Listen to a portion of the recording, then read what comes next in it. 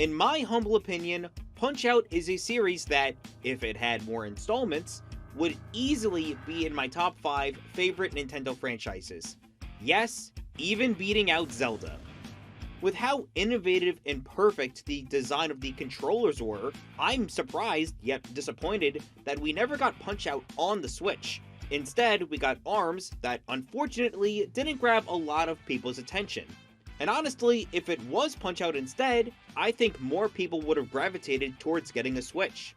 What makes Punch-Out so memorable is how each fight is a puzzle that can be cracked through trial and error, the easy-to-play and satisfactory gameplay experience, and the wide array of boxers and their gimmicks, with the Wii version expanding on each personality. But one element that doesn't really get talked about, ironically, starts with one of the most infamous final bosses of the NES. With how notorious Mike Tyson is, and his eventual replacement, it got me thinking about how this series is not very good with its final bosses. From a boxer so difficult that it became the stuff of legend, to one who requires the player's perfection, to a final boss who only appears by chance and can be locked off to the player if they're unlucky. These are the bizarre final bosses of Punch-Out. But first, we must ask what qualifies as a final boss for this franchise. Many of these boxers only appear after you beat the World Circuit and only show up as a bonus fight. However, beating them are the only way to see the game's end credits. For the sake of convenience, the qualifications of a final boss is that the end credits play once they are defeated, with there being one exception, but we'll get to that. One more thing to note, I won't be going over the arcade games, since even if you beat the final opponent, all the boxers cycle over with the game getting progressively harder. Let's just say there are no credits to be seen in those games. Our journey starts with the second version of NES Punch-Out. That's right, the Mike Tyson's Punch-Out everyone knows is actually an enhanced version of the original Famicom game titled Punch-Out Gold. This was a limited edition copy that didn't feature Tyson as the final boss. Instead, it was Super Macho Man, the title bout of the World Circuit. Admittedly, this was kind of a beta since Tyson's code was already in this version of the game, and this was a limited release. So when the game came to America, and later again in Japan, it became the gold standard on how to play NES Punch-Out. Think of it as how SMT Nocturne has 3 versions, and that Tyson and Mr. Dream are Punch-Out's equivalents to Dante and Raito respectively. Both characters practically serve the same purpose, play identical to one another, and lead into the game's ending. So much so, I will be referring to both boxers as Tyson Dream. This is the most straightforward final boss here.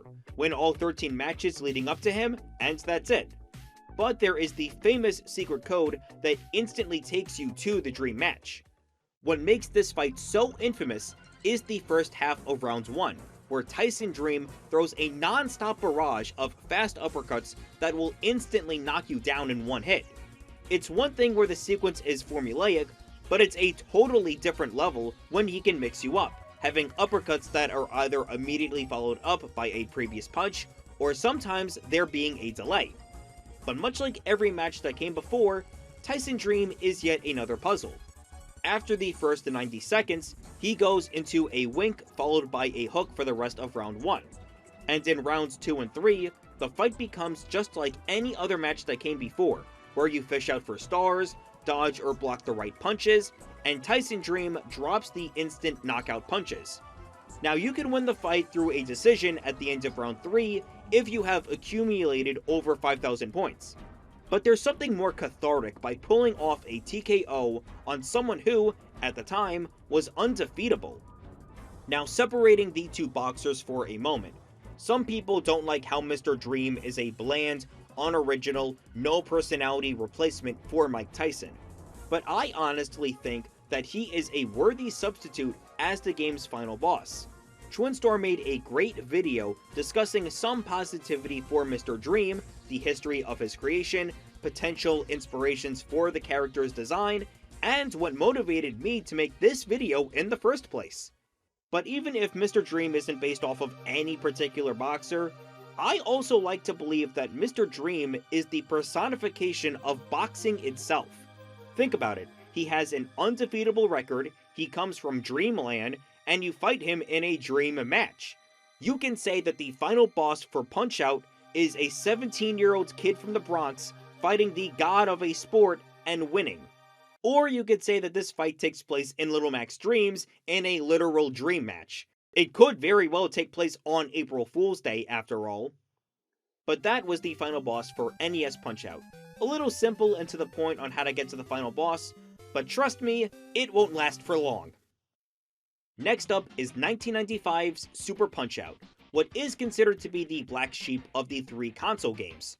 Where the NES and Wii versions are parallel to one another, Super is more faithful to the arcade games that came before, borrowing assets like its presentation and KO meter.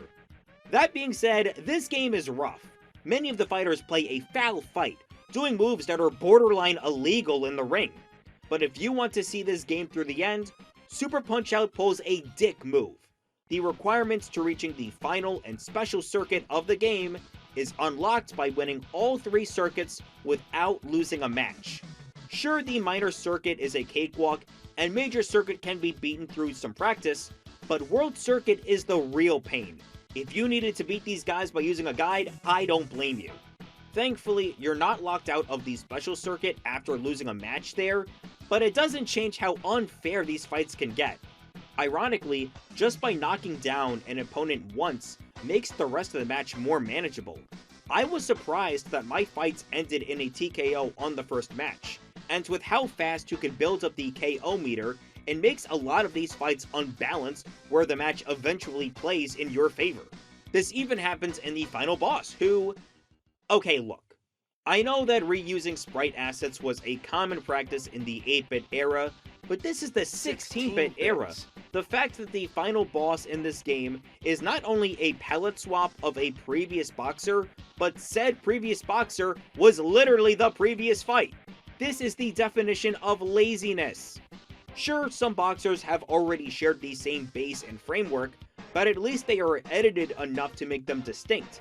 This just feels like the game ran out of time and lazily created a fourth fighter to round out the circuit. Nick Bruiser is the guy that people think Mr. Dream is. No personality, doesn't say anything pre-fight, and a more shameful palette swap of a previous fighter.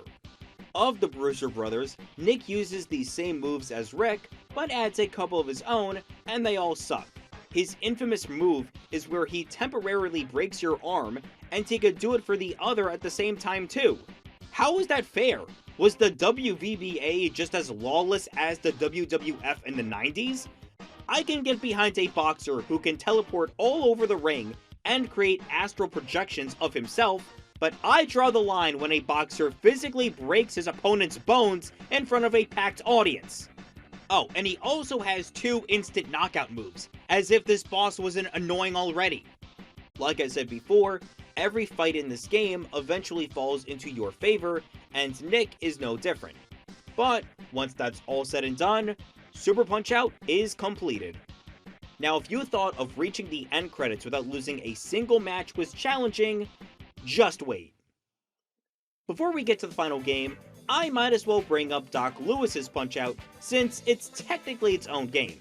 There's not really much to say here, it's basically a demo for Punch-Out that you could only access if you had enough points for Club Nintendo. There's 3 difficulties, with the final being unlocked after completing the other 2, so technically this is a final boss. Doc Lewis acts more like a tutorial, so he's not that difficult for a final boss. Though in the 3rd fight, he does have his own star punch that can be used whenever he has a star. Admittedly, it is funny to knock the chocolate bar out of his hand and him hulking out, revealing a leopard print shirt underneath his red tracksuit. All the while, a 70s funk rendition of the main theme plays. That said, I tried to make the footage of this fight seem more challenging by using the adrenaline boost after Mac's 3rd knockdown and beating Doc on the skin of my teeth. While there are no end credits here, it's still technically the end of this quote-unquote demo. Not much else to say here, now on to the Wii's main event. After 15 years since the last game, Punch-Out had returned. With how much of a departure Super was, Punch-Out Wii is a return-to-form type game, bringing back every fighter from the NES title, save for Tyson Dream, 2 returning fighters from Super, and only introducing 1 brand new character. Now you might think Mr. Sandman is the final boss based on how the game portrays him. His intro video shows him beating the other boxers, he's the title holder of the World Circuit, and in title defense, he channels Mike Tyson by having a similar appearance mixed with Muhammad Ali and using winks before dishing out fast attacks. In fact, this is kind of a full circle since Mr. Sandman was also the final boss in the first arcade game, so it should feel like he is the last opponent before the end credits. But here's the twist. Yes, the credits do play after you beat Mr. Sandman in the World Circuit, but that's not the real ending. Afterwards, there's a title defense mode, which makes you fight all 14 fighters once more, but now they have a different moveset and are more difficult than before. Even some of the easier opponents now become a challenge. And this is where the game becomes a real pain in the ass. You thought pulling off a frame-perfect jab during a Bald Bull charge was enough? Try doing that again, but this time landing a frame-perfect star punch in title defense. Hope you got lucky fishing for a star without getting hit before.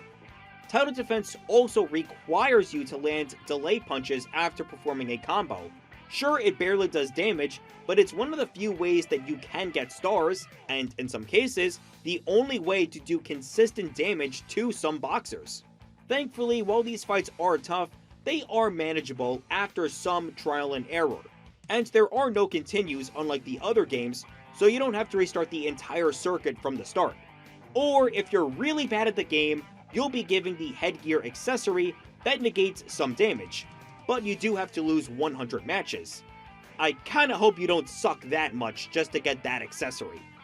So after beating Mr. Sandman twice, you're thinking, that's it, right? But remember, this is Punch-Out Wii, and those wacky Canadian developers over at Next Level Games have one more trick up their sleeves. Introducing Mac's Last Stand, the cruelest survival mode you'll ever find in a game. Beat as many boxers as you can without losing 3 times. While the opponents still use their title defense moveset, they're still a nightmare to challenge, especially when the order is always randomized. Thankfully, there is exhibition mode to practice, but even that doesn't last forever. After Mac loses his 3rd match in this mode, that's it. He retires from the ring as you watch the final cutscenes where the true end credits play. But the catch is that once Last Stand has completed, you'll be locked out of your account. I'm not even kidding, the game restricts you from trying title defense or Last Stand again. But you're probably asking yourself, what does this have to do with the final boss? Well, it's because it's tied to him. Donkey Kong! Admittedly, having Donkey Kong be the surprise final boss of Punch-Out is an interesting idea, but he's just awkwardly thrown in there. Sure, he appears in the audience silhouetted, but plot-wise, Donkey Kong is just here for no reason. Not even Doc's advice can give any hints as to how or why he is a licensed boxer for the WVBA. Now, as for the fight itself, well, it's not the final boss for nothing.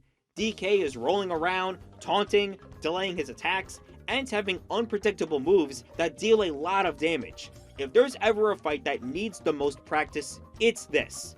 And while that's great and all, how do you actually fight him? Well, you have to find him first. Remember Mac's Last Stand? Yeah, DK is in there. And because each boxer is randomized to be the next fight, Donkey Kong appears by chance.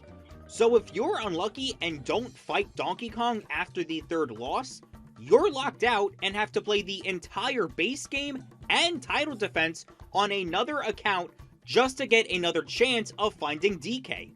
But thankfully, even if you lose to him on your 3rd loss, he will still appear in exhibition mode. Like I said, DK has a lot of troll moves that require practice, but losing doesn't result in any penalties. But once you beat him in either decision or knockout, you have pretty much experienced all that Punch-Out Wii has to offer. But just the amount of hoops to jump through to experience the final boss, who, in reality, isn't even a traditional final boss. The true credits play regardless if you found or fought Donkey Kong. Mr. Sandman is this game's replacement for Tyson Dream, the final boss of the NES title, and was the final boss for the original arcade game. This kinda makes Donkey Kong feel more like a super boss, an extra challenge that is entirely optional. In a way, Donkey Kong also fits into the shoes of Tyson Dream, an optional fight after beating the world circuit where the game's story quote-unquote ended. And this is the reason why I find Punch-Out's final bosses so bizarre, because these are opponents that are not treated like a traditional final boss, where after beating them rewards you the ending. Some of these fighters exist as bonus content if the player is itching for a massive difficulty spike after beating the game. Others are seen as a party trick to play along with friends. But most of these challenges become only accessible after testing the player's true skill, memorizing patterns of the previous fight, to get a once-in-a-lifetime chance to become the true, proper, special Dream Match Title Defense World Champion. And for the case of the Wii, it's 3 strikes and you're out. Maybe if the game did get a re-release for the Switch, Next Level Games would have hopefully improved on not locking the player out of the opportunity to fight Donkey Kong, even after Last Stand, giving any player the opportunity to say that they beat Donkey Kong in a boxing ring. But, oh yeah, that. This is why I am hoping to see this series return for the Switch too. With there being so many motion-based games on the Switch that require both Joy-Cons to beat the shit out of people, it would be a perfect opportunity to have either Punch-Out Wii be re-released, or for a brand new title for the console. Now, if it is a new game, I will be buying it day one, but I will keep in the back of my head hoping that the final boss will not have some of the most strict and perceptive requirements just to take a shot of taking them on. But if you liked the video, don't forget to like and subscribe. With that, I'm AJ, and this was just another way of me saying, nobody wants an ARMS 2. You could seriously make more money if it's Punch-Out. People want to see King Hippo's butt crack in 60 FPS more than they do for Twin Tails' ass.